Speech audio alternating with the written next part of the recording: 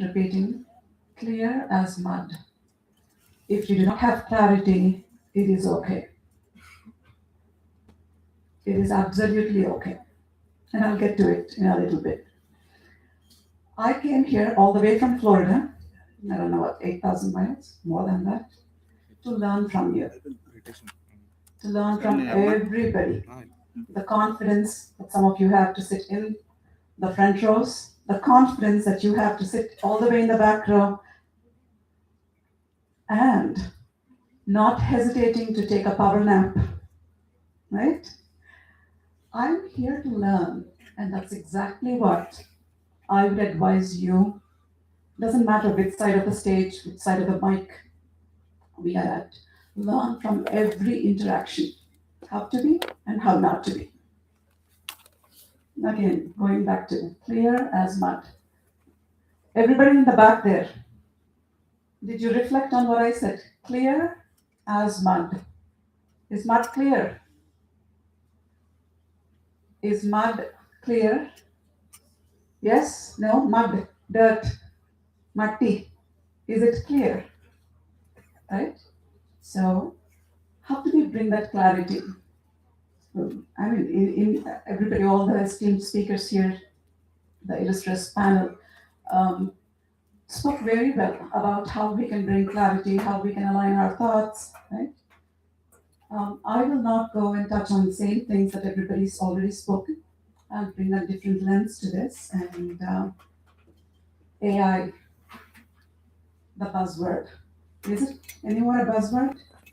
As you build your careers, are you clear? One day I went to ChatGPT and asked ChatGPT, are you going to take over the world? Are you going to erase what I do? Where am I going? I'm still going to somebody who is competing, right, with the humans. Anyways, so like Madish said, take every opportunity that you get of internships. Try it out. Don't be afraid. Don't be afraid. Don't be afraid of competition. Yes, of course, there's going to be competition. Do not be afraid. What you need to work towards is psychological safety. Once you're sure in your mind of who you are, what you want to do and what you will be will come later. We're all excited about Google, right? Andhra Pradesh, right? See, when I said I love learning from you, that confidence not to raise hands is something that I'm picking up on. Okay? Anyways, so Google, I don't know when, but they did a project called Project Aristotle. They actually surveyed 180 teams to understand what it is that made these teams successful. Is it the skill? Is it the talent? Is it the IQs? Is it the qualifications of the teams? After many data points were collected, and then they came to the result. Can you guess what it is? What it could be? Again, there are never any wrong answers as long as we're all respectful, right? In the answer, there's no wrong questions, there are no wrong answers. Shoot it. So they were surveying these 180 teams to learn if it's the talent, skill, IQs, qualifications, whatever it is. They reduce it down to psychological safety. When a team member felt respected, valued, that's when they were outperforming others. Even in this AI world, that empathy, that human touch is what will make us stand out. So that's one thing that I confidently can tell you that you can be very clear about. And coming to empathy, you may have a question. We're probably in a very cutthroat corporate world. competing, trying to grow. Can I still be compassionate? Can I still be empathetic? Totally. That is what will make you a real leader. That is what thought leadership is. Like Keshav was pointing at thought leadership. Not status, not visibility, how you serve. Service doesn't have to be, I mean, I come from the civic society, or in other words, NGO. I work in 10 to 12 different countries. One thing that binds us all is that human touch, and that's what will make you stand out in whatever is coming, whatever is happening, and whatever is going to happen in the next decades. One thing for sure that I can tell you is that both Vikasit Bharat and Swarnandra have clarity. They have confidence in you as our future leaders. See, we started with not having clarity is okay, right? Clarity will come, but our leaders, the current leaders, both very great, Modi ji and CBN Lal, they have clarity in vision. They have confidence in every one of you that's here, that you will lead us well. Now, tomorrow, and from years to come. That our country is in great hands. And that's you, not the future leaders. You are leaders who are already building yourself to build yourself, to build people around you. Could be your village, your town, city, state, and the global village of the world. Thank you. Thank you very much, ma'am. So, if you understand it, this is what summarize. I'm the chat GPT for the panel, so basically. So let me summarize what ma'am was saying. Simple. When there is confusion on in the outside, be clear on what's not going to change. So I'll summarize it with the famous headline that I saw in the New York Times written by David Brooks. He said, "In an era of AI, major in being a human." So your master should be about being more and more human. How do you cultivate it? How do you build it? So that's what Madam was thinking about. Thank you very much for bringing that angle. Devansh. Thank you so much. We've had a lot of lofty ideals and big dreams spoken of here, especially about Swarnandra and Viksit Bharat. But before that, I want to start with something very basic and very small. That I feel, I belong to a generation that is sort of stuck between Gen Z and millennials. I still don't know where I belong, so I relate to both ends. So I'm going to take that liberty and I'm going to speak from the Gen Z end for that matter. Is that today more than AI taking our jobs, AI has started taking our best friends away. Because any small thing that happens, the first instinct is to immediately chat GPT and ask chat GPT what is happening. A lot of smiles on the faces here tell me right now that I am right. Anything that happens, any small problem that happens in your life, the immediate instinct is to immediately ask AI. Now, this is good and okay at the very beginning. But if you look into it, what Sir spoke about at the very beginning is that somebody decided to end their lives and turn to ChatGPT to write their note. That wouldn't have been had the case if they had a chance to speak to their friends or they were confident enough to speak to their friends. Let AI be a tool that you use, not your crutch that you depend on to survive. That is what I'm more scared of. I'm not scared of AI taking our jobs away. Especially the younger generation, we've learned to capitalize AI to a point where now there are AI tools to ensure that the tools that are trying to recognize AI work don't recognize it. It's to that extent that you started utilizing them. But this is something that I'm more scared of. This is something that I'm more concerned of. So let this be a use case that we don't replace our best friends. Let our jobs be replaced by AI. Let our best friends not be replaced by AI. That is something that is more concerning to me. Coming to at the very beginning, Keshav said something. He said it's actually a quote, a very favorite quote of mine, that by J.P. Narayanji, who said that I might not believe in virtue, but I do believe in sin, and that which is twofold. One being wasted potential, the other being avoidable suffering. Very profound words, very deep words, but what do they actually mean? When we talk about wasted potential, a lot of the panelists on this panel spoke about how being in this room and not taking advantage of the panel here or taking advantage of everything that is being said here uh, is a wasted opportunity. I want to put that a little bit into context. Keshav, I don't know if you remember, but I was also fortunate here to be here last year. And last year there was a student here, Sankirtna, if I'm not wrong. You remember the name? Of course I know. Wow. That girl stood up and she asked me a question. I believe she was a first year student or in the 12th grade? Second year, from a different college. Second year student, and she asked me what can I do as a college student to really bring about impact change. And we had a wonderful discussion about it. The impact or the result of that conversation was Sankirtana got to go to Delhi to be in the presence of the Honorable Prime Minister at the Bharat Mandapam and learn from 29 leaders from 29 different states. This is what we mean by wasted potential.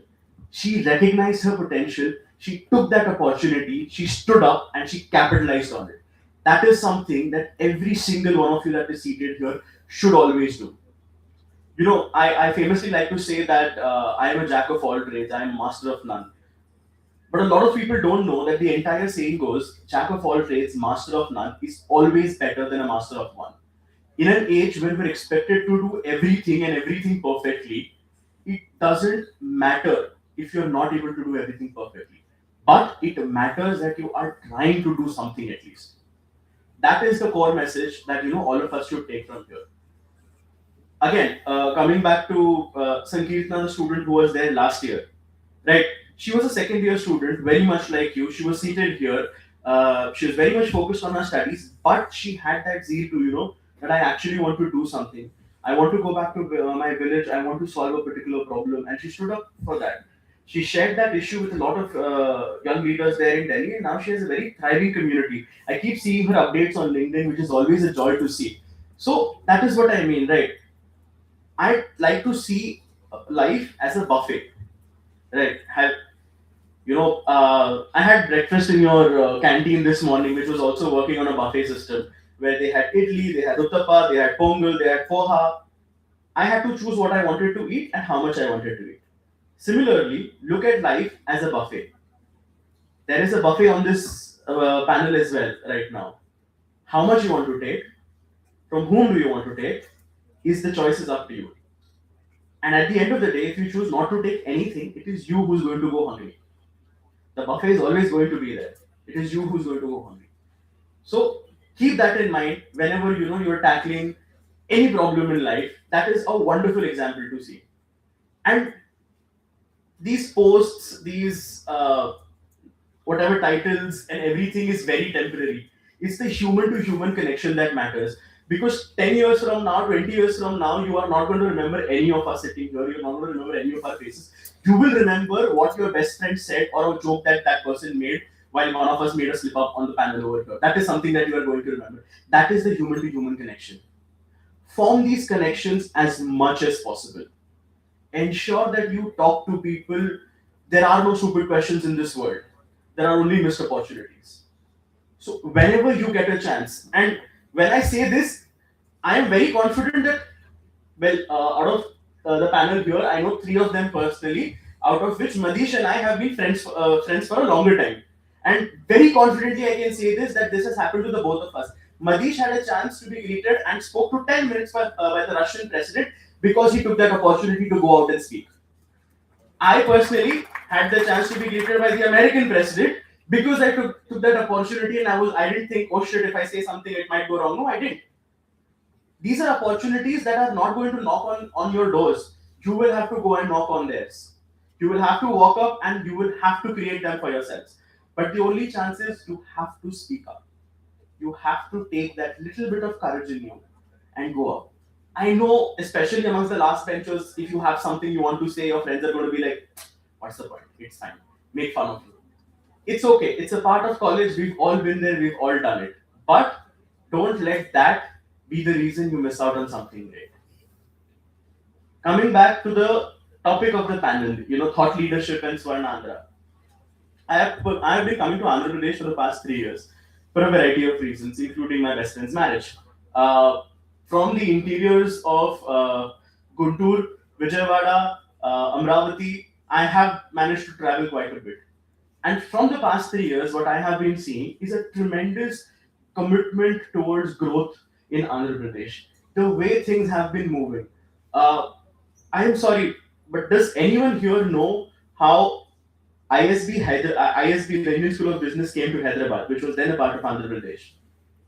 Anyone seated in the room, does anyone know the story? You guys are it watching reels as well. After this has been a very famous reel. Indian School of Business was supposed to be established in Mumbai, but there was a land acquisition issue that happened over there. And this came to the knowledge of the current chief minister, and he was also the chief minister back then. Chandrababu Naidu ji, what he did, he immediately sent his private plane to Mumbai to get the group of the board of directors of Indian School of Business and flew them out to Hyderabad, where he welcomed them himself in person at the airport. Mind you, a chief minister does not have to do that. He welcomed them at the airport. He took them to the place of the campus where it is established today, and he said, "This is the land. You tell me what you're going to do for the people of Andhra Pradesh." That is the level of commitment your leadership has today. And when you have such a dynamic leadership, actually, you should be even more proud that one of the youngest cabinet ministers comes from this state. Your current, I think MLA is also one of the youngest leaders of the state, Nara Lokesh ji. Yes. Yes? Yes. He's also one of the youngest leaders of the state. You have a dynamic deputy chief minister who, by opposition standards, is a young leader as well. So, when you have so much youthful energy in the state who's already leading the way, it should not take a lot for the youth of the state to come up and lead. Leaving, okay, again, MLAs, MPs, and ministers might seem too far away. You have wonderful leaders here like Bhargavanna who take amazing initiatives. You have wonderful leaders like Apurva, Vaishnavi, Keshav who have worked tirelessly to ensure that the Andhra Pradesh State Youth Festival is always a huge success. They take every bit of pain to ensure that the youth of Andhra are not left void of opportunities that any other youth is getting. When you have so many people encouraging you, when you have so much raw talent in the state, don't miss out on it. That is how we will eventually reach the goal of 2047. Because mind you, 2047 is not meant for the geriatrics. 2047 is meant for our generation. 2047 is when we will be at our peak. It is something that we have to live in. It is something that we have to survive in. Our inaction will only cause us harm, and our action will only benefit us. There is nobody else on the planet that it is going to do good for. So, for the sake of our own generations, it is very important that all of us get together and act. Thank you so much. And thank you very much. Very much. I 200% agree with you because you brought my name and Bhargav's name. Extraordinary speech. But one small request. Can you repeat the same thing in the end as well? That would be a very good conclusion for me. Once again, please. Uh, no, but honestly, a huge thank you to the entire team of the Andhra Pradesh State Youth Festival, Keshav, Bhargavanna, Vaishnavi, Apurva, Rakesh, everybody. Thank you so much. Talk is not over. Last, I tell you, I remind you. Okay, good, thanks. Yes, there is this. Please.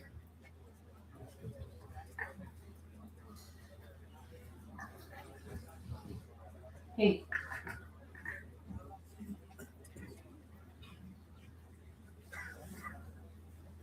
So yeah, you need to savor and digest what has been said by the panelists, and then your hunger for the real food will be served deliciously. So I hope you all have been listening carefully. अंदर बिल्कुल नरा सुन रहे क्या? Okay. So yeah, what I wanted to say earlier, I didn't say because I wanted the experts to speak about their achievements and their success stories across all their corporates that they have been building and participating in. As I said, I'm a homemaker. A homemaker, yes, but even a homemaker has challenges, isn't it? Mummy को challenges होते हैं कि नहीं? Amma Vinanathan you say no, Akka says no, Amma has so many challenges. She has to beat all around you and then make a policy across the house and say, no, I'm going to do this. Well, for me, to start with, I should say, my education happened in Central University of Hyderabad. After that, I wanted to prepare for the civils, while preparing for the civils, there was a good proposal. So my parents and my grandparents said, "You get married because you have siblings behind you. Unless you get married, they will not get married." So वहाँ से जुगाड़ शुरू हो गया. As you rightly said, जुगाड़ is essential. So as a woman, as a girl at home, I had to do that jugaad too. I got married to a merchant navy officer. While he was sailing, what do I do? So I started working, and then he moved to Mumbai. I started studying MBA with IGNO. He moved to Goa. I worked with NIIT as a center head, and then he moved to Hong Kong. Now coming to Hong Kong was something very new for me, though I sailed on ships across different countries. But going to a country to live in was very hard for me. In those days, there were no WhatsApp, no social medias, only Hotmail and Yahoo Mail was there. So what do I do in that new country? I don't know. I had to figure out. And my husband left me the very second day for a dry docking, ship dry docking in China, which means he will spend 3 months there. While I have to survive in Hong Kong with my 5-year-old son all by myself, not having any friends or any godfathers to take care of me. Well, somebody would told me, "Why did you come back and go back when your husband comes?" But then I said, "This is a challenge thrown to me by the nature, and I need to learn." So I stayed there with my son and figured out how to live in Hong Kong. But that struggle taught me resilience, adaptability, and then from there I started building communities for our own diaspora. Firstly, I want to learn from home, as you said, charity begins at home. So I had to start from home. Matlab, I had to bring our Indians together, help them whenever they come into Hong Kong. They had a helpline number, Jaya's number, they would call me, and then I would help them settle in Hong Kong, tell them about the education system there, about the medical system there, housing system, and once they're settled, they're free birds. I don't know who they are, they don't know who I am, and they have not seen me too. But at the same time, stay rooted to our communities, stay rooted to ourselves. मैं मेरी कहानी बताने के लिए नहीं आई हूँ यहाँ पे, but what I am saying is I had failures. I had a lot of failures. I had pain that I had to go through all this. And today I'm standing here as a change maker because my influence helped many, and yet I have to do more. I got a voice which is called Tori Radio, Telugu on radio on internet, through which I raise my voice. I spread the voices that need to be heard, and at the same time, I spread the voice for a nation, say nation first. Can you all say Jai Andhra? Can we say once? I say Jai and you say Andhra. Jai Andhra. Jai Swarnandhra. So good to hear your voice now. Thank you. And after that, there are many other people who still need to raise their voice and speak. And they are you. Here's the youth that you are, that you need to raise your voice. All the panelists have been asking you to raise questions. Alani, meeku questions lekunda unnaya? Any questions unnaya? Entamandi unnaya? Can you all raise your hands? Who all want to shoot your questions? All of you. Everybody has doubts about panelists themselves. You want to ask them, why did they do that, right? So can you all raise your voice and ask your questions to them directly? Now is your opportunity. I'll give you that opportunity. Later you may not get. Good. Good morning, ma'am. Myself Harijanalan, and I would like to ask one question to the panel. This month I watched this podcast of Nikhil Kamath and Elon Musk. Elon Musk is a guy where he really can make a real big difference when he claims something. And in his podcast, I seen him saying that in 10-15 years, not just AI, but the consolidation of AI and robotics can leap over the jobs, and there is no job such thing in a dictionary. Job became there is no 9 to 5 job thing. It's somewhat transformed into human hobbies, regular hobbies. And I have that one doubt that India is a country where we are looking for a job opportunities. I want to raise my question in a way that we are having mission saying that this is Bharat 2047, and in India we have one of the current problem like job opportunities, particularly in science, technology, and engineering. Let's compete with a question like saying that In India, let's say we divide into majority and minority. Let's say minority one who really know about the AI and robotics. They have their jobs. They have their jobs.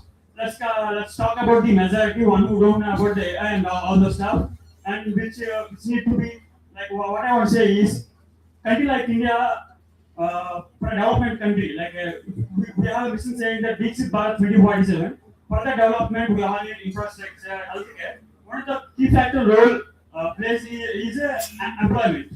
In engineering, the employment rate is so low. Let's say if the Elon Musk says that in next 15 years, the job opportunities like jobs, particularly in science and technology and engineering, might be replaced with the AI and robotics. That's it's become a challenge. But in India, like having a mission for 2047, it's going to happen in 10, 15 years. But we still have 20 years ahead to achieve 2047, which is Bharat. Let's say it's an opportunity, it's a business, what it called job opportunities. I'm speaking about the 90% of the people are engineers. I'm not talking about the 10% who know about the AI and they have their jobs. I'm speaking about the 90% of the jobs who don't know about the AI are not able to fit into the system. They're looking for a job, and that job's already filled with the AI and robotics. And we are looking for the basic Bharat machine where we don't have enough job opportunities to fill that gap. Yeah, ma'am. I have one that doubt to the panel that one doubt, sir. How can we compare? Yeah, let's say the in 10, 15 years we have this thing, and we still have 20 years ahead. How we can fill that gap in just between that gap? Your name. Hari sir. Hari sir. Big round of applause to this guy. Bro, I tell you, you prepared for this panel more than me. Okay? Excellent work. You have asked questions for across 3 different domains. Very good. And by any chance, be honest and tell me, did you read my diary? How can you ask the question that I wrote? How? Anyway, I just want to tell you that you asked a very, very pertinent and wonderful question. So I'll first put it to the panel, the policy space, and then to the practitioner space. And before that, yeah. Here goes your transition into future of work. Yes. So this was the next one I was, which is why that was my next gear. You asked my next gear, which is why I deeply suspect somewhere you either had my mobile or else you looked at my diary. And for Rakesh, can you please do me one favor? Take the name of this guy, his ID card, and tell his HOD about the question he asked. I will write to his HOD about the wonderful question he asked. If possible, send it to placements also. About which year? I did a BTech automobiles. Okay. Sure. Another penny placement opportunity. Very good job, bro. Manish, you take or Devansh? Which one you take? Yeah. Manish. So, yeah, thank you for your question again. So, see, right now we live in the reality, we exist in the reality, okay? So, you say that Elon Musk says that after 15 years something will be replaced. But how sure we are of this thing happening? So, you don't need to go under depression at this point in time and think that what will happen 15 years later. It is very important that you live in the present moment, you do now, you invest in your skills now, it is very important. Elon Musk also says that we will take humans on Mars, right? But why it is not important to save this planet where we exist? Same things will happen on Mars. You will start polluting that planet where you will move later. So, see, some ideas are very bizarre, very strange.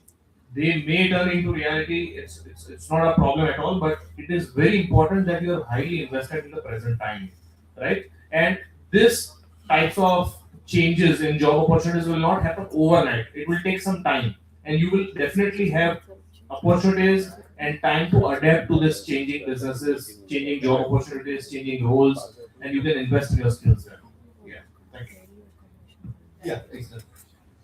Wonderful question. Thank you so much for that question. First of all, there are I think 3 different aspects to that question that I want to take up when I answer your question. The first aspect is this is something that I have to change in me, something that I internalize.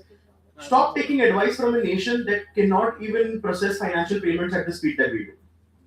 First of all and foremost of all, stop taking advice from them. They are not greater than us, and As far as the advice that they cater to, it is built and based on their population. The reality of India, the reality of Bharat is very different from their reality. A. B. When we speak about the your question was that there's a large population of engineering people that are not going to get jobs. In that one, there has to be a change in mindset. Engineering also sees the largest number of dropouts as well. A lot of people who don't want to be engineers are forced to be engineers because of societal and parental pressure. That mindset needs to change. It is slowly changing because there are a lot of other avenues opening up now. Once that mindset completely changes, you will have a lot more people who are actually in love with the field that they do, getting to do the jobs that they do. Number two, the entire job mindset. I have a very big problem with that because our nation culturally has never been a job nation. We have always been traders and farmers. We were kings of our own land. We were job creators. The entire mindset of a working class citizenry came from the Macaulay education system. There's a very deep need to be for the Indian society to be demaculaized. Jobs are not something that were culturally ours. That mindset was ingrained and forced into us to make us obedient. When that mindset changes, when we grow out of it, that no, I am the master of my own journey, I am the master of my own future. If I want to do something, I will do it. A very good example I would say is somebody in my family only. He's a distant cousin of mine named Pallav. Pallav is very much a engineer, like all of you seated over here. He realized he had the same question that you did. That there's a large amount of population that doesn't have access to the resources and skills. What can I do?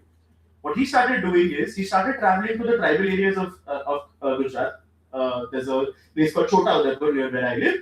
And every weekend, he started training the school students there in how to build basic robotics, how to understand AI. This has been going on for the past 3 years, which has resulted into a lot of them getting the jobs that they actually want. Why can't all the engineers sitting here do something like that? Pick a village which is not far from here. On weekends, spend 2 hours with those kids, helping them understand how basic robotics works, helping them understand how basic coding works. Are you telling me that every single student who sits here and picks a village nearby will not bring about a change in Andhra Pradesh? Will it or will it not? It is as simple as that. It's these small things. See, as engineers, you guys are the builders of future, very literally. You build with your hands, you build with your minds, and you build the future of this country as well. If you see a small problem around you, can you fix it yourself without waiting for someone else to do it? The ball of accountability has to be stopped passing around. It's time all of us took a little bit of accountability ourselves. So when these things happen, when we understand and we move from the job seeking to the job creator mindset, that we can very well build something of our own. Number two, when the society moves on from the idea of the entire Macaulay mindset that we are meant to be obedient and in jobs. See, there is a reason that every single largest company in the world has an Indian serving either on its head of boards or one of the key positions. There is a very simple reason for that, because our skill sets and mindsets are tuned in a manner that we want to build something and we want to scale it up. Now it is up to us if we want to build somebody else's dream or ours. I hope that answers to some extent your question. For how many ministers do you write speeches, Devansh? What a flow! Again, before I interject on what Devan said, two quick points.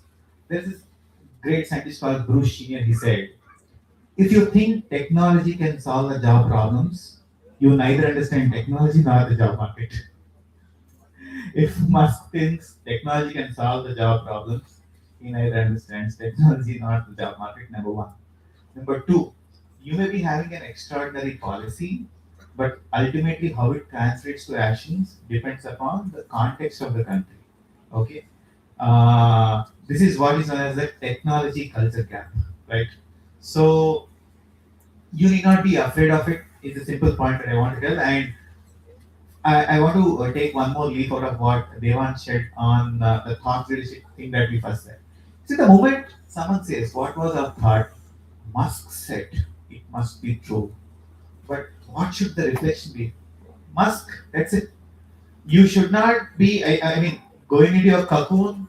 Where, I mean, I was very impressed. I thought, I was thinking that, okay, yes, Devanshi is now in his nationalist hat. So, so you need not undermine yourself so easily when someone passes a comment or else some frightful thing. The reality is completely different. They do not understand the context. You want to Yes, I want to add something to this. Very good question, Hari. Um, we've been working very closely in Kuppam. Everybody knows Kuppam as Chief Minister's constituency, right?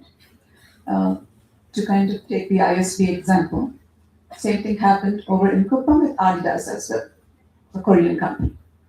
The reason I'm bringing all of this up is 20 years back, when Chandrababu Naidu garu made it possible for people like me to kind of pack two bags with the confidence that education gave us, IT. I was one of them, jumped on the bandwagon, went to the US. Today, I was there very recently in CIA Partnership Summit in Vizag, and his call now is, it used to be one IT employee per household back when I was your age, around your age, right? Now it is one entrepreneur per household. And these are not just statements and not something on paper just saying Vision 2047. Our leaders are working on it, preparing the ground, the ease of business, the way Andhra Pradesh is now placed to be with the quick moving of any business establishment and all the investments coming in. To go back to your question for us, I think Devansh also touched on it. What are we doing to prepare for that? Say the investments are coming in. Academics, yes, we're all very good with it, like India, all the students very focused on academics. But there is a skill gap. And that was also one of your questions. I see this, I'm borrowing this from something that I said very recently at an international conference. We were talking about global workforce, etc. I see, and again, before I touch on that, India has the biggest capital, that is the human capital, that's youth. And Africa also has that after us. So think of capital, the investments, right? Think of it as water. Also borrowing the rainmaker. Think of the capital as water, the human capital as soil. If the ground's not ready, how much ever water, the rain comes in, is growth going to happen? So the question now is for us, for you. What are we doing to build our skill set? You're an automobile engineer, ready to graduate. EVs are what AP is focusing on. Have you researched? It's not just pointed at you. Anybody in your own line of study. Are you comparing trends? Sir earlier was talking about Nepal, Madagascar. Keeping that in mind, understanding the global trends. I appreciate that you were listening to the podcast about Musk. But after that, are we using our intellect to kind of deduce what it means? And then apply it to our personal, as a student. This is what I want to be, this is what I'm learning. Again, academics are very static, and the economy and everything in the industry is moving at a very dynamic pace, right? So where do I fit? Again, it goes back to the clarity question too. But information is at your fingertips. You can do that research, see how you can enhance your skills. Again, like I said, unless the ground, the soil is prepared and ready, how much ever investments our leaders are going to bring in, there won't be growth, personal or for the state or the nation. There's one more Yeah. question asked there. I want, Andy has a point from the industry. Let him interject on this and then we'll go. I agree with like what the other panelists have said before about what Elon said might not apply to India, not even probably not in a global context. But I'll take a different view to this and just talk about technology I have witnessed recently. You guys have all have like shirts and pants, right? So today to typically manufacture one. Cotton gets produced in somewhere in India, right? It gets converted into fabric, possibly in Surat or somewhere, gets shipped to Bangladesh or Indonesia. There it gets stitched, then comes back to India and then gets branded as one of your favorite brands, and you're buying, like let it be H&M, Zara, Louis Vuitton, whatever you, wherever you buy it from. Today, that's the process of how the supply chain works behind like every garment that you're wearing. I've seen this technology. Like I was in Singapore last year, and I've seen this amazing technology where like a person goes online, you choose a garment of your choice, you place an order. There's a vertical cotton farm in one of like the buildings in Singapore that is growing cotton. A robot goes, picks up enough cotton for your garment, then passes it on to a robot that converts it into a fabric. Then the other robot passes it on to other one that stitches the cloth based on the design. And then a drone comes and delivers it to your place. And I've seen a prototype of this. I'm not like telling you about a concept. I think the reality is robotics and AI and automation might not be even in the form they are today. Right? They will evolve at some point to be able to produce anything and everything you want with zero human inputs and with as less capital as possible. And things will get cheaper, things will get more affordable. Now, should we be worried about it? Should, as a country like India, would we be able to face it? Personally, I think there's only two things to worry about. One, in terms of policy, I'm not too much worried because we as a nation, we are good at redistributing income. If we have to introduce something like a universal basic income, and money being paid out to everyone every month so that you don't have to work, I think India has the best type of administrative policy that should be able to do it. Two, what should you as an individual do to cope up? And that is something everyone in the panel has said again and again. Be ready to learn, unlearn, and relearn. Right? These technologies will come, they'll keep on changing. They used to change every 10 years, they used to change every 5 years, they're changing every year now, they'll change every month. But as long as you are adaptable, you're learning them, you will be fine. And point number two is, as Devans rightly said, you don't have to worry about always having a job. I know a lot of people among you are already content creators. A lot of people are already doing entrepreneurship, like you're starting your own startups. And it doesn't mean like you establish this big company that employs thousands of people. It might just be you sitting at home doing what you like and still generating income. Right? So that future holds a lot for you. The only thing you need to be worried about is like, am I adapting? Am I creating value?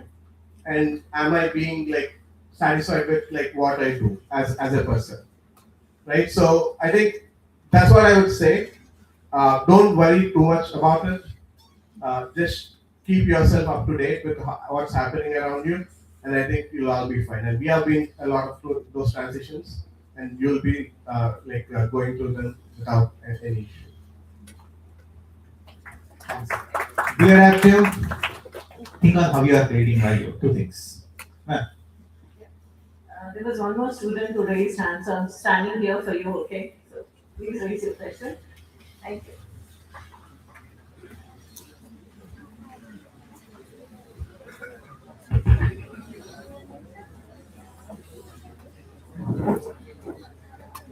Good morning. Good morning to my dear Indian Army President Indonesia as. So my question is, here we're discussing the Suvarnandra Vision 2047, right, sir? So the 1 year back, Honorable CM sir, put a target and give the 10 principles for the state to develop. So he said the per capita income of our state an average is 2.14 lakh per capita on average. Then by 2047, how it will be reached to 55 lakhs per average per person. So how? Because we have the vision, we have the mission, but I personally feel that we lack the implementation. If you see any international standards, you see wherever India they committed to 2015, we have stick to the sustainable development goals. But today we reached up to 6%. In every aspect, we are lagging. So what is there? We have the vision, and what is the we are implementation? We are lagging. Get back in vision, to the economic progress, to the major reforms. There are very good progress for the economy, for the country, for the welfare of people. So where we are lagging? Is there bureaucratic inefficiency? Is there the fee welfare schemes? What we are lagging? How it is possible? That's my question. Thank you for the question. Sir, would you like to take? So first, what is your name? My name is Anand Ramadu. Anant Ramlu. Anant, you were talking about bureaucratic inefficiency. Actually, again, it is a very catchy word like revolution. I would like to just quote Keshav. He was quoting about we have 19th Lok Sabha right now. You can sit down, no issues. So we have 18 Lok Sabha elections so far in the country. 18. And Lok Sabha elections are such a huge burdensome activity. And but we never had a Capitol Hill like situation. What happened on 6th January 2021 in Washington DC? Keshav was only quoting about Pakistan, but I am quoting about USA. USA, which is so-called great democracy, that thing happened in USA. In India, 19 times so smooth transition of power. Opposition talks, opposition says that elections are not free and fair, rigged, or everything like that. But in the heart of the hearts, they also know that in India, elections are largely free and fair. And it is, I am talking about only 18 Lok Sabha elections. I am not talking about numerous, uncountable number of Vidhan Sabha elections, local bodies elections like Panchayat, municipal corporations, and all these things. But nowhere any Capitol Hill like situation has happened so far. Smooth transition of power. And this is the testimony of our bureaucratic efficiency. Who holds the election? Who makes it successful? Right from handling the EVMs, going to door for votes, even if there is one vote in a village, like there are so many remote villages, like on border areas, there are 10 people, there are 10 votes, there are 15 votes, but the polling party goes with the EVM. And in fact, there was only one vote in a Manipur village in this election, you would have read in the papers. So the polling party did not go for EVM voting.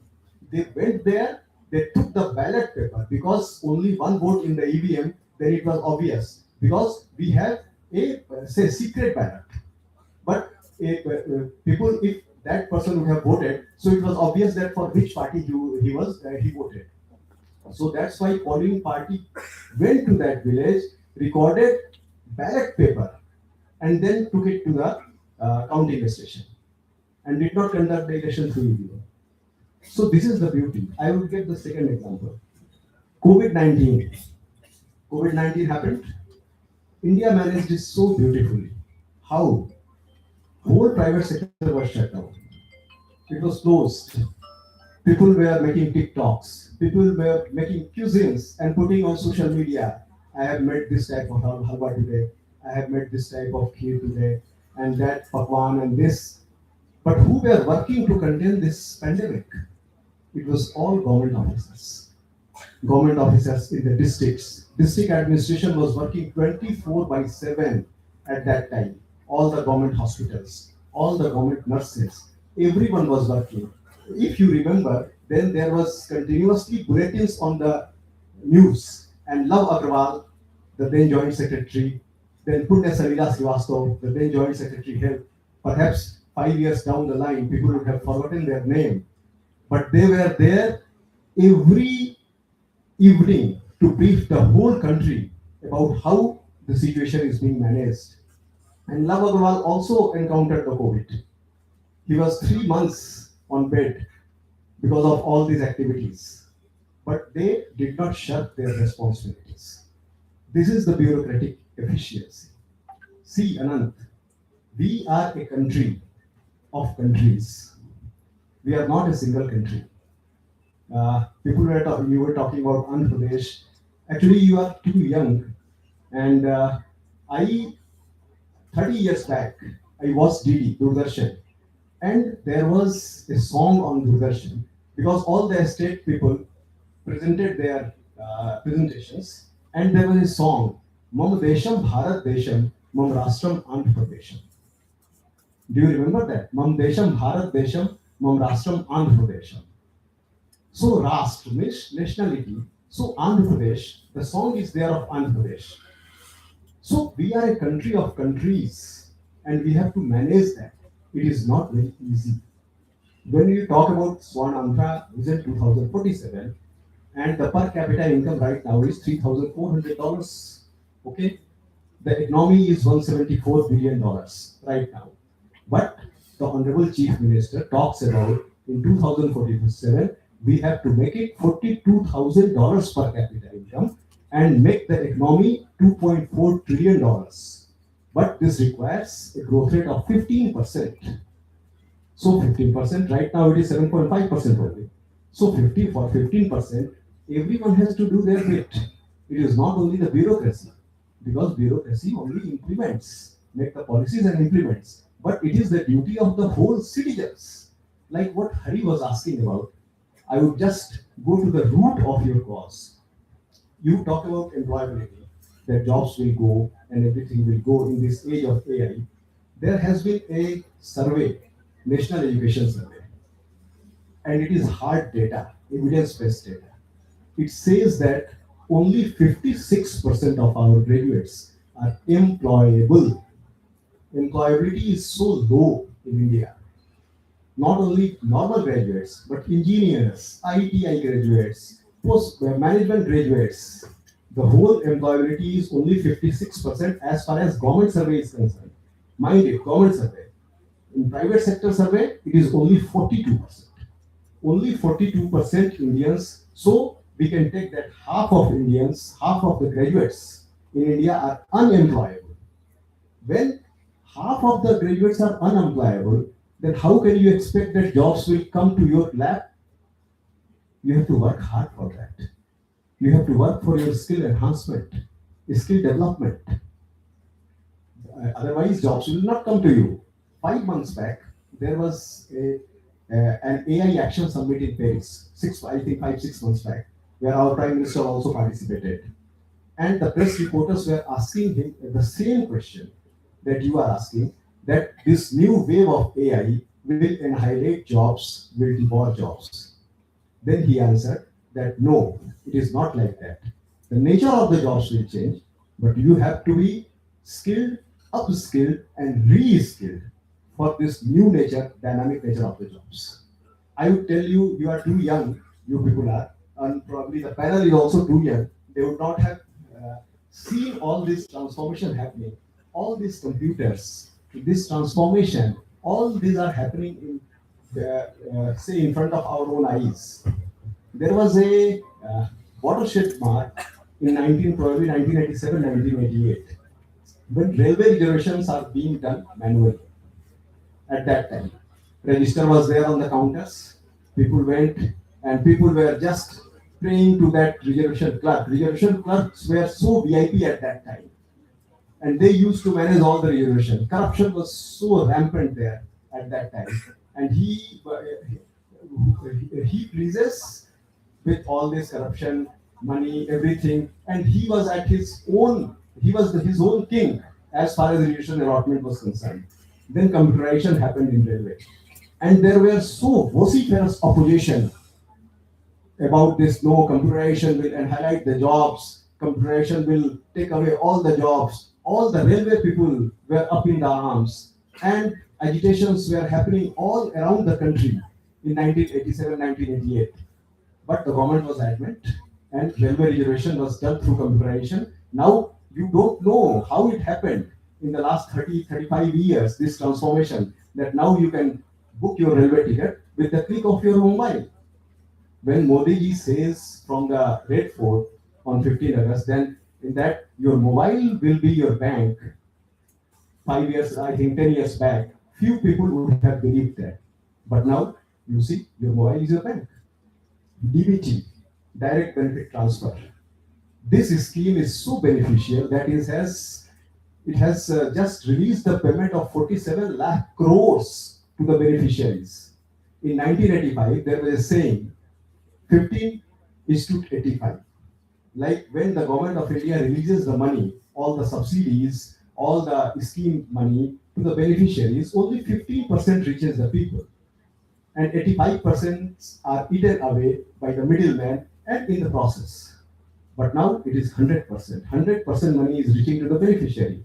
So the DBT scheme is now being said in a joke that Delhi se beneficiary tak. Because earlier when the money was released from Delhi, only 15% reached the beneficiary. So it is the beauty of our digital transformation. What I'm forgetting your name, sorry. Anudeep, what Anudeep was saying about UPI. UPI is our genuine innovation, Indian innovation, that has been replicated in 9 countries all over the world. Sri Lanka, Nepal, Mauritius, UAE, Qatar. Even you can pay the Eiffel Tower fees also through UPI. And the transaction, UPI, it is mind-boggling. Every month, now the transaction has crossed 20.5 billion transactions every month. And the volume of the transaction is 27 lakh crores every month. This is the beauty of UPI. Probably you people, some of you people would have traveled through air and you have known the beauty of Digiyatra. Has anyone experienced the beauty of Digiyatra? Digiyatra? Yes, you have. Digiyatra has revolutionized or democratized the air travel. Just you have to see the camera and just all the gates will be open for you. This is our innovation. Nowhere in the world this innovation has happened. DigiLocker, Digiyatra, DBT, UPI, Aadhaar, one nation, one identity. And when we talk about healthcare, someone was talking about healthcare in that. So earlier that notion was that a patient cured is a customer lost. In the medical terminology, it is said that a patient cured is a customer lost. Because whenever you go to the hospital keeps all the record.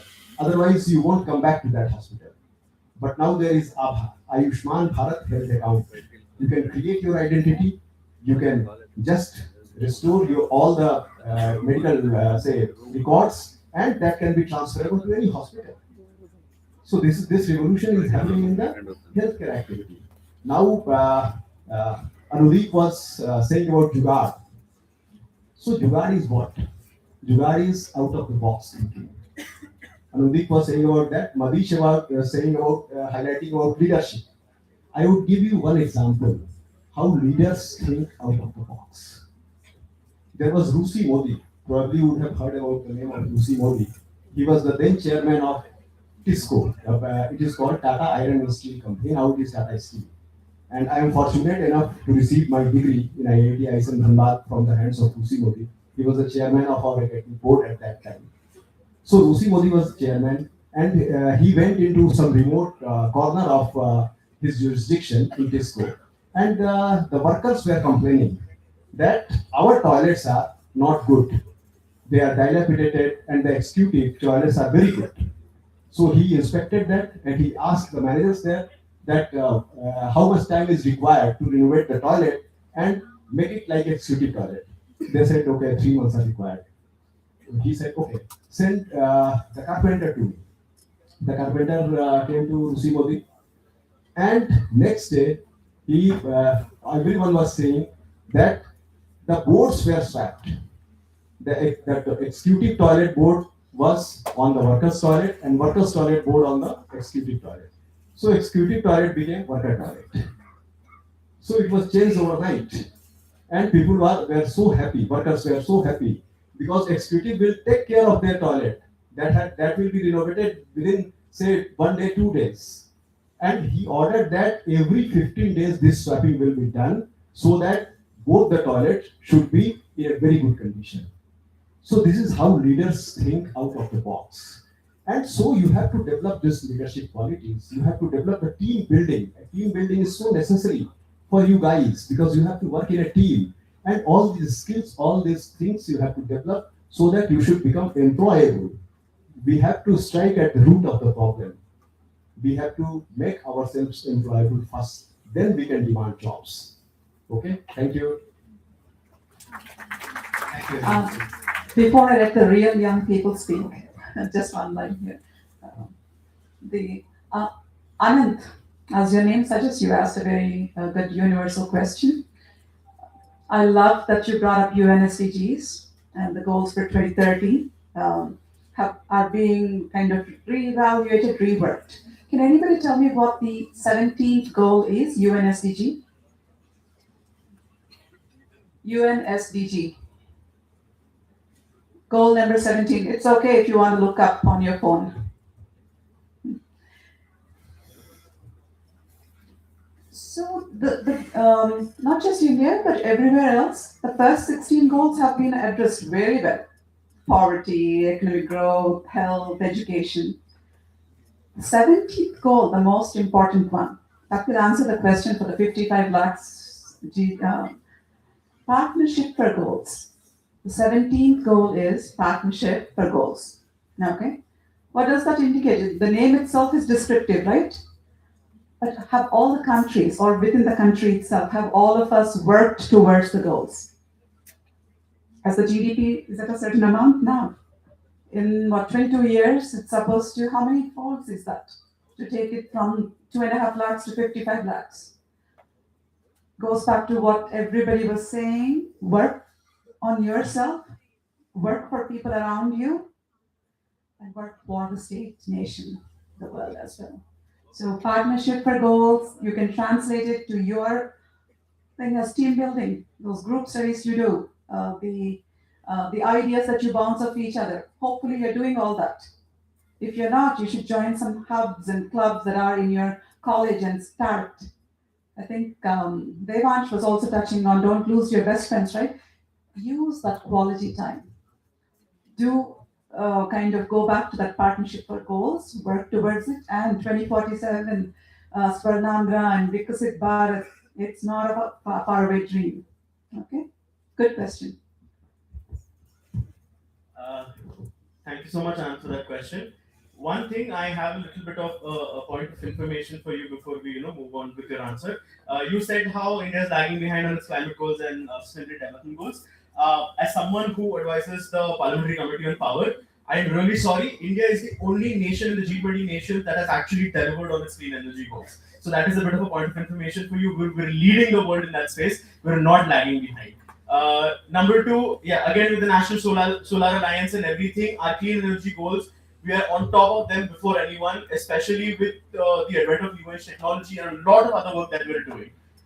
Coming back to the sustainable development goals, there are 17 sustainable development goals. I do agree that there are a couple of goals where we might not be at the top of the ladder, but there are goals which we have absolutely knocked it out of the park. You talk about India lifting people out of multidimensional poverty. We have lifted millions of people above the poverty line due to a host of benefits that the government has given. You talk about Ayushman Bharat, the way accessible healthcare has been given to people without making them dependent on the government. Mind you, social security sounds wonderful in theory, but it makes people dependent on the government in a way that they do not want to do any productive work anymore. That is not what we want for our country. I have personally seen it firsthand in the US, where people are so dependent on the social security checks, they have no longer a wish to be productive to society. They are a menace.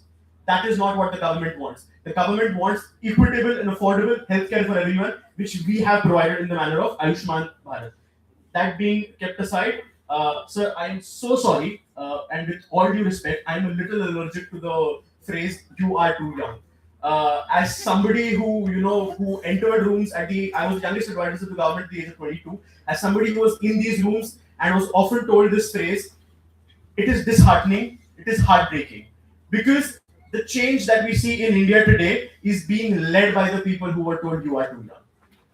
Every single unicorn owner, every single person who has changed the face of Indian economy is a person who was once told, sorry, you're too young.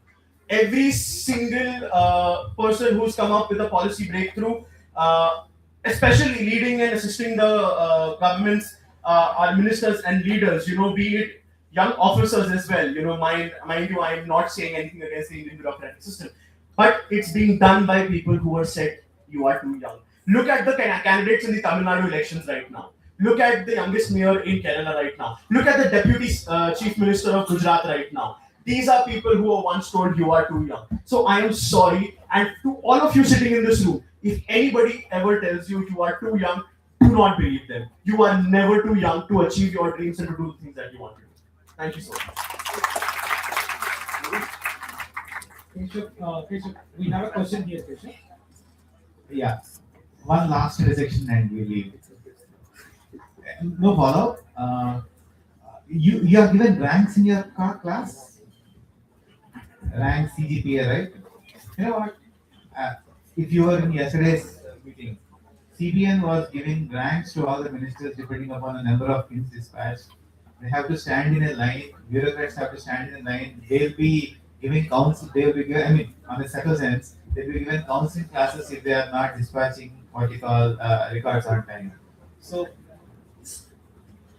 so lethargy is some way. I mean, a thing of the past, especially given what's happening at the center of the state, especially in the states where there are progressive governments. Rakesh, next question. I was waiting for this. I wanted to see somebody, a female student here, answer question or even answer. Yeah, thanks for giving this opportunity. First of all, I'm really happy to have at least two women in the panelists. So that is what I wanted to discuss. And Yesterday's panel was four women, two men. It's not like that. yeah, that's really great. So, yes, I just want to read it by saying a note because so that I won't miss any dots here. And like we are discussing about all the per capita income or the statistics of the SDGs and all. So I just want to ask a basic question, which is like a very basic by telling a story of a girl who has done her schooling in a government school and studied in a intermediate college like Chaitanya Narayana. I think many can say how it goes. And yeah, she has opted an engineering college where her father selected an engineering college. So she joined in that college, and her father only suggested the branch where like the electronics, so they can opt like any software or hardware like that. Like there is an assumption like that. Right? So that's how she chose that electronics, and she graduated. And that time, her only goal is to get a job because she can escape early marriage. So and like Jayama mentioned, like she's elder in her family. So luckily she's younger girl, so that she's getting like 1 2 years extra time. Now her sister is like elder sister is under the same pressure like you have. So this is the story, and after like getting the job, and again she has done electronics. I mean, she graduated from electronics, but she got a job in IT again software. So she was doing there and continuing almost like 4 years, and then in the process of doing that IT job, she realized that she's having some other interest and like design. So actually design for a change. So she started doing design, and that is me. I am here. So it's me who is trying to design something to make some impact through design. So that's how I was doing parallelly. But the main question I just want to ask is, so this is the story, and my name is Naga Malleshwari. So I'm currently working in IT and doing all other like whatever interests I have. So somehow I can't bridge the gap of my childhood or the engineering as it's already over. So now I'm doing like through social media, like however we want. So the main question is like, uh, just a second. So yes, as we started with the discussion about clarity, so I just really want to ask sub, like these are the situations of many people and like you people are asking to respond for the questions and we are very silent. So that's where we are in the situation if we raise the hand, then what people will think about me or that's the hesitation many people have. Even I used to have and I'm really thankful for getting this opportunity to ask a question. So again I'm repeating the question what I really want to ask. Like they also mentioned pick a village and help them to learn robotics and all. So I have been doing the similar kind of activities from past 7 years as a volunteer in a non-profit. But still, there are a lot of ground real-time experiences that we had. Like there is one girl who is asking just to touch a computer, so that she didn't even have. Or there is one guy who is actually want to do a project where his father has died due to an accident in a nighttime form. So where he brought up an idea he caught the snake bite. So he just want to have some automated motor where he can operate it from home. So there are a lot of ideas that we are getting from the ground, especially the government schools, which I am again from the same background. So I really connected with lot of these curious minds, and I am up to more than 7 years doing this activity voluntarily. But I really have a question why can't we make it as a policy level? So if we really imagine this kind of change that we are doing whenever we are free and we are introducing to the students of engineering colleges or degree to have that community service projects and all, why can't we build some better structure at policy level so that education starts from schooling, if we can bring up some new changes and how can we be a part of that? And I am here representing Gen Z again. So yeah, sir mentioning yeah, I am not too young to ask like that. There is that hesitation, so that's where Thanks. my question Manisha, comes. yeah. So, you all know that we celebrate the National Youth Day on 12th of January. Do you know this? Why do we celebrate? Yeah, it's What is the occasion? Vivekananda's birthday. It is birth anniversary of Swami Vivekananda. I would like to quote Swami Vivekananda here. Give me 100 young people and I would transform this nation. These were his words. He believed in the power of young people, that young people have the ability to transform this nation. And what Devansh said, I completely understand where he's coming from because most of the times, young people are discussed in political speeches that young people are the future, but we are pushed in the future and we are not given the right opportunities at the right time. But if you see the major transformations that are happening in the country right now, three startups, Zomato, Swiggy, yesterday we were discussing on the panel, and Zepto, they created more than 25,000 jobs in 90 days, which is even faster than what governments can do.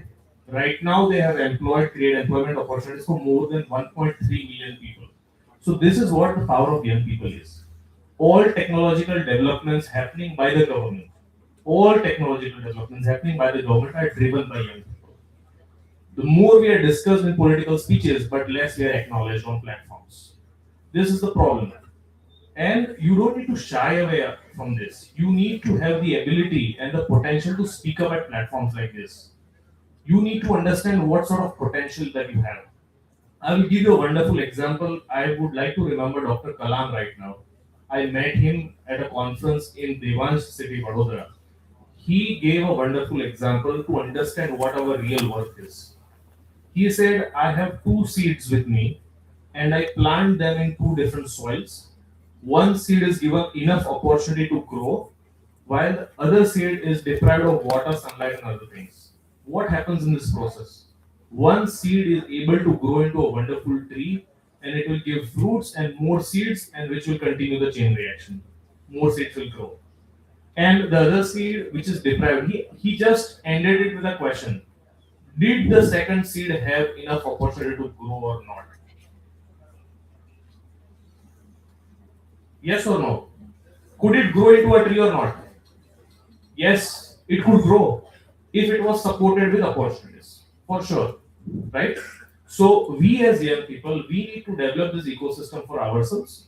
It is about collective growth. Young people can do wonders, and any nation, even the United Nations, clearly says that for any country's socio-economic development, it is the young people who drive socio-economic development.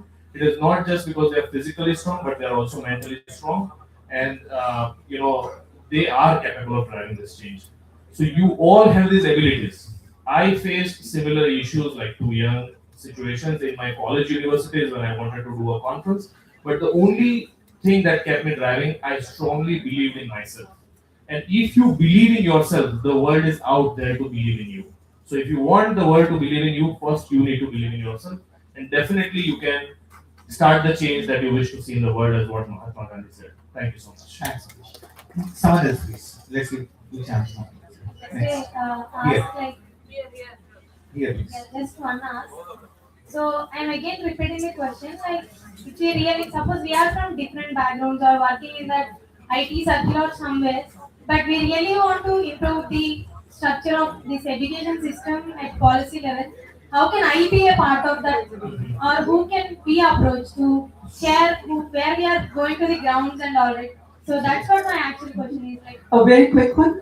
Come meet me after the meeting. I do work. I do run a global non-profit. Yeah. Okay, and then we do work in the villages. So come talk to me. Very good question, Magdaleshwari, and thank you for volunteering. Yeah, I would like to add to this. So there's a wonderful organization run by the Ministry of Youth Affairs and Sports. It's called the National Service Scheme. I think you should be a part of this organization because this organization gives you a grassroots experience working with the communities and passing your feedback and understanding it at a grassroots level. Otherwise, you can also join non-profit organizations which are very active in your domain. In your field. Oh, great! That's great. So you've already taken a step. And also for policy interventions, you should go and check out mygov.in, right? So that is the government website where government regularly takes feedbacks.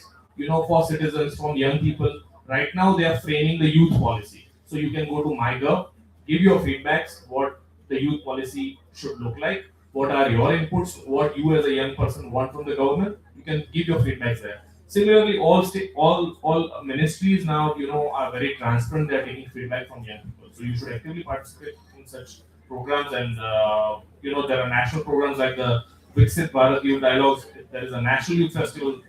We are seated in a State Youth Festival. So there is also National Youth Festival happening. And last year, the Prime Minister himself was sitting and taking feedback from the young people because he believed in the young people and he wanted to listen.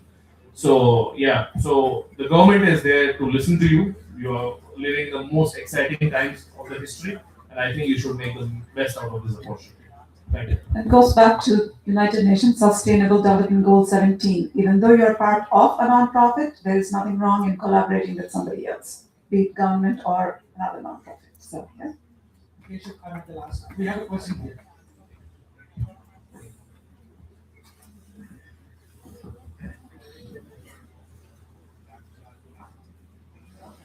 My name is Sheikh Mohammed.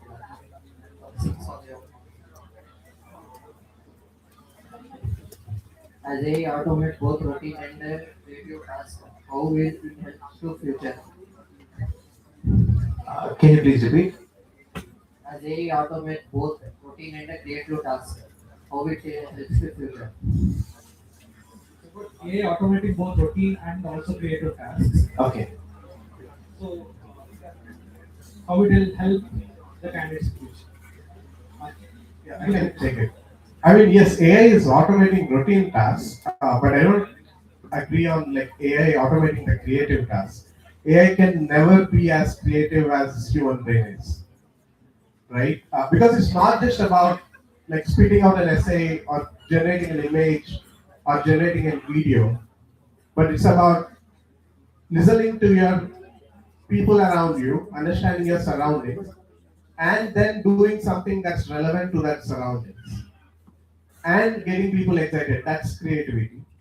And I think AI will never surpass human capabilities in creativity. Now, yes, you can use it as a creative tool. If you have an idea, you want to generate a video from it, yes, it makes it easier. But if how many of you would just watch AI generated content in Instagram and like not watch reels from any human person? Just raise your hand. If you just want to subscribe only to AI generated feed. Or how many of you have really felt, oh, this is AI generated, I don't want to really watch it. Right? Yeah. So that's the difference. Like the creativity and aspect of humans, especially young people like you, AI can never beat. We have a follow-up here. What new skills will separate humans and intelligent New skills that New will skills. separate humans and intelligence. The answer to that is pretty fun. These are not new skills, these are actually old skills. The skills to empathize with people around you, the skills to build relationships with people around you, the skills to lead, the skills to work in a team, the skills to collaborate, and these are the ones that will differentiate you with AI. And I think these have been age old. These have been, told again and again. These are the ones we really need to double down on. When AI is like taking up a lot of things, I think what we need to focus on is like being more human. We have a question. So this is actually not a question but an opinion, and obviously opinion matters from different perspectives.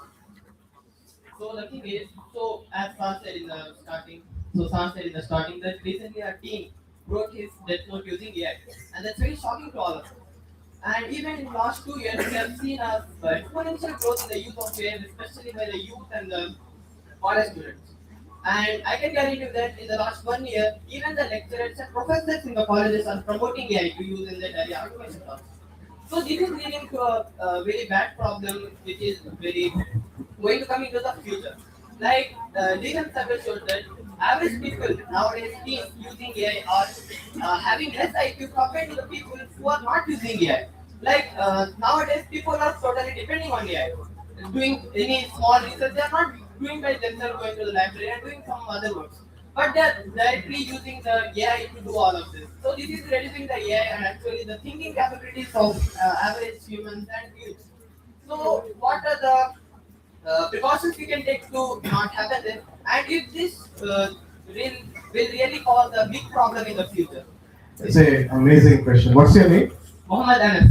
Mohammed. That's an amazing question. This is something I have thought of. Like, yes, as I think this started with way before AI, when computers were invented, and then when smartphones were invented, then social media is invented.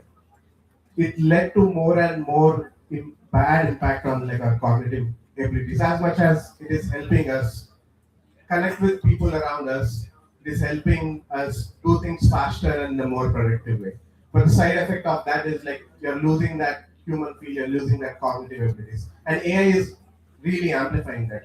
The examples that Amitabh sir has like, given us in the beginning of this panel, and the ones that you alluded to are like a real testament of how AI is like doing like things that are not supposed to be, right?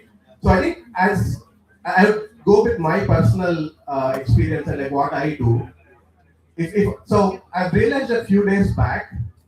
Uh, Before AI, I used to write my own emails. I used to write my own thoughts. I used to spend a lot of time thinking. And recently, I've realized like I find it very hard to think because it's easy to just ask AI to do it instead of me, and just take that output and put it into your email or like whatever you're doing with. And then I realized like it's not good, like long term is not. So there's a couple of things I'm doing. One, regulating the amount of time I spend on this AI or in general like social media. So I think everyone has to do that. Two, go back to the age-old practice of writing your thoughts. That will make a lot of difference. If you want to, I think you should use your AI. I'm not asking you to stop AI, but write down or like just type your thoughts before and give it as an input to AI instead of like just asking AI to generate like whatever you need. And then once the output is there, think through: is this what I want to communicate? Is this what I want to use? Right? And I think just putting that additional cognitive effort and making it a habit will benefit you. And like you said, yes, if you guys just keep using AI to generate your assignments, to generate your texts, generate your emails, generate your social media content, it will create a lot of damage. So you have to be really cognizant about like keeping measures in place that will prevent you from doing so.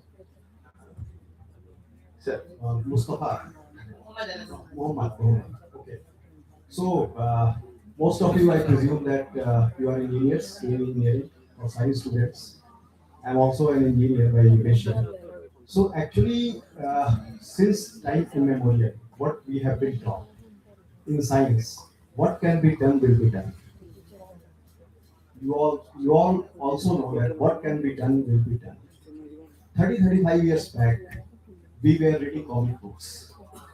Faladi Singh, Dr. John, or Flash Gordon, or Superman, Batman, and whatever happening in those comic books 35 years back is now happening right in front of our eyes.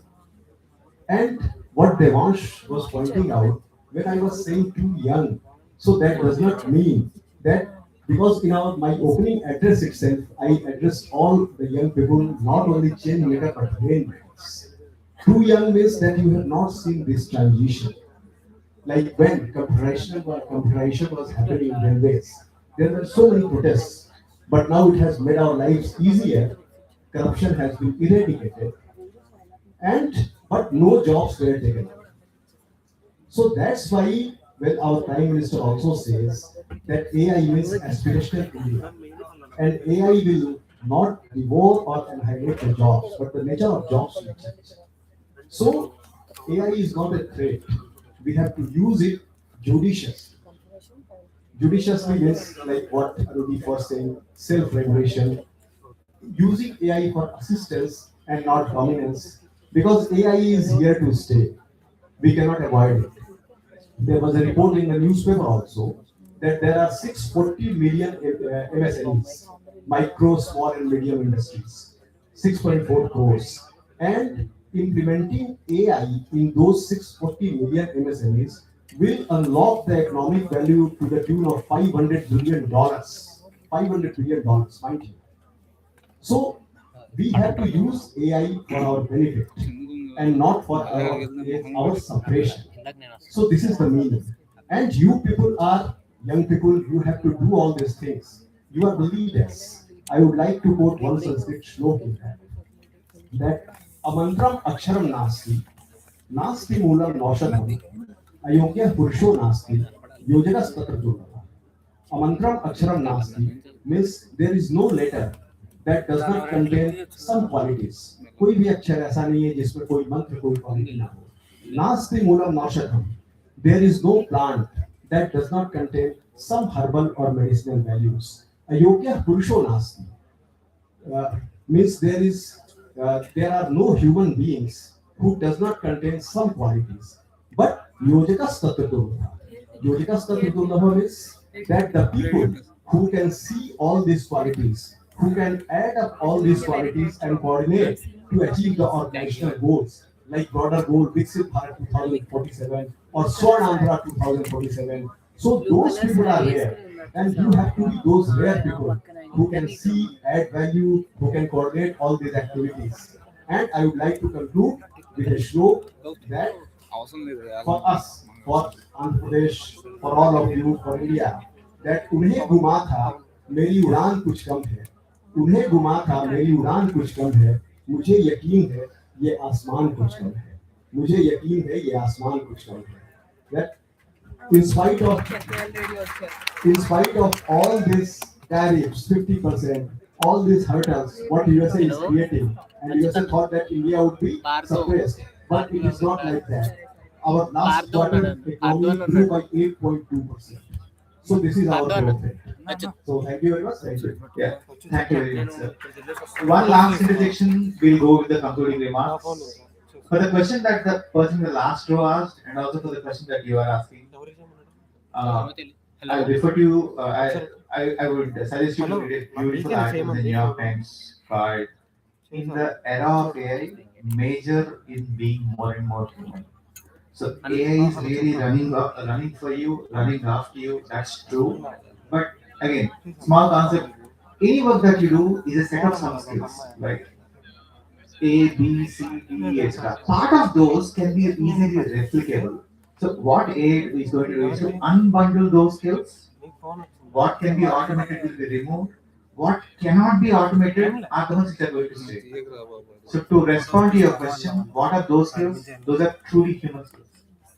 As Madam was also pointing, as Sir was pointing, what are the, if you can pivot yourself on more and more those human skills, that is where I mean you can be irreplaceable. Okay. So again, in an era of AI, major in being more and more human pick up those human skills. So we'll ask some concluding remarks and we'll close talk. Quick concluding remarks now. There's a young person. Okay. Well, youth, I would say, can I please request you all to stay for 2 more minutes and we are done. I know, for 2 minutes, and because all the panelists have a final word to say, which is a big bag of gold for you to carry back. Well, anyway, first Swarnandra, you are the power of Swarnandra and the spirit of India. Therefore, for the Viksit Bharat, you are the spirit. And for me, coming here was a great opportunity to meet and interact with you all. I would say you are YUVA. I would say that you are the youth united for vision and action for Swarnandra and Viksit Bharat. So, big round of applause for you all. And at the same time, I request you to talk to yourself, as Vivekananda ji said, talk to yourself. Talking to friends, talking to parents is always okay, but at the same time, talk to yourself, introspect, as you will not get that opportunity to talk to yourself again. So, best wishes to you all, and thank you.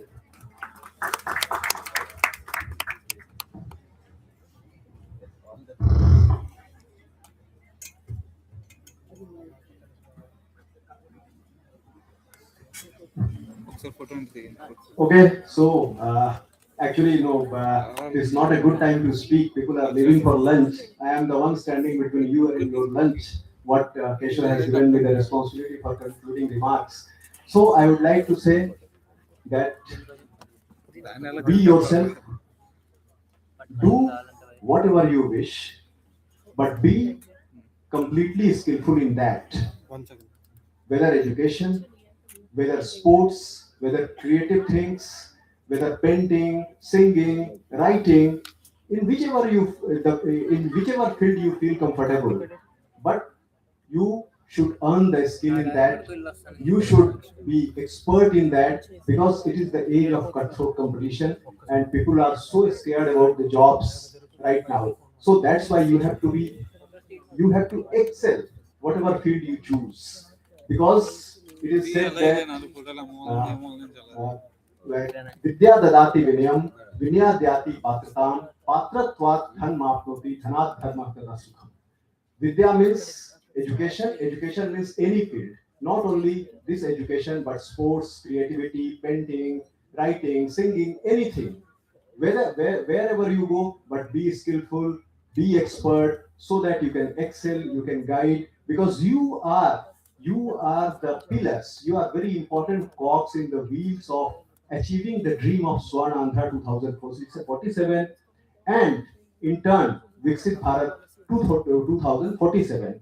What Anant was saying about that, actually I forgot to mention the climate goals in that. That what they wants to highlighted also that India has achieved the targets 5 years before that. What we have made up for ourselves. Like right now, we have 509 gigawatts of installed capacity as far as energy is concerned, and we have crossed this 50% barrier. We have 256 gigawatts of non-fossil fuel installed capacity. 128 gigawatts of solar, 52 gigawatts of wind, 52 gigawatts of hydroelectricity, and we are fast progressing on the field of nuclear energy also because this wave of AI and data centers, each and everything are energy suckers. If we do not produce energy, then we will be left behind. And that's why we need all these energy domains. And Shanti Bill has also been passed by the parliament. improving our prospects of getting foreign direct investment as far as nuclear energy is concerned. And not only this, not only renewable energy, but then fossil fuel also matters because coal is still our backbone of the economy. 65% of energy is produced by coal right now, and we cannot shut our plants right away because of this new wave of renewable energy. So we are improving those technologies also, like CCUS, carbon capture and utilization storage techniques, or fly ash techniques, or carbon sequestration, because fossil fuels are not the main culprits. The carbon that emits are the main culprit. And we have to be relevant, we have to be economically developed also, and we have to be protect our environment also. And because it is said that मुख्तसर से जिंदगी के अजीब से अफसाने हैं, मुख्तसर से जिंदगी के अजीब से अफसाने हैं, यहाँ तीर भी चलाने हैं और परिंदे भी बचाने हैं, यहाँ तीर भी चलाने हैं और परिंदे भी बचाने हैं. We have to develop also, and we have to protect our environment also. So we have to be very careful about transitioning from fossil fuels to non-fossil fuels because we have to be developed country. So this is all this, and you have very important cog in the wheels of Viksit Bharat 2047. You are the people on which shoulders India is dreaming to achieve this goal of 2047. Thank you very much. Thank you. All the best.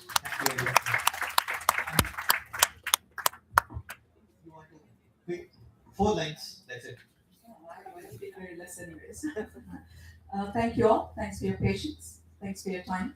So whatever you're carrying from here, this panel today, take up whatever you like, whatever you didn't like. From that, learn how to be and how not to be. Thank you again. Thank you very much. Raj? Any final? Okay. Let me conclude with one last statement, which I think, which is which can be a befitting statement for the times that we are in. I forgot the name of the author, but the line goes like this: "The woods are lovely, dark and deep." Robert Frost, sorry, the road not taken. "The woods are lovely, dark and deep, and we have miles to go and promises to keep." And let me tell you and warn you: if you miss it, the bus is gone forever. I wish you take some good lessons from the panel and see how you can incorporate it in your future. Thank you for being a wonderful panel and a wonderful audience. Thank you very much.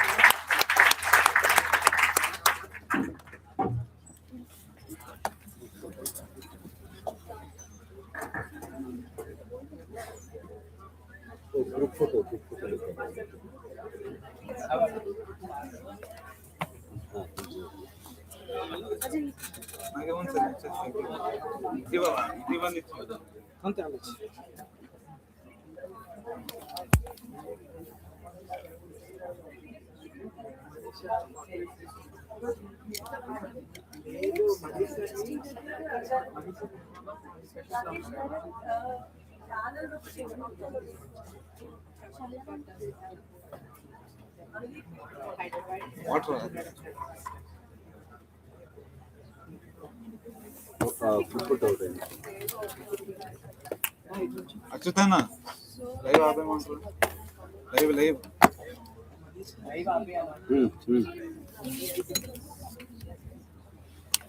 Can you find our link?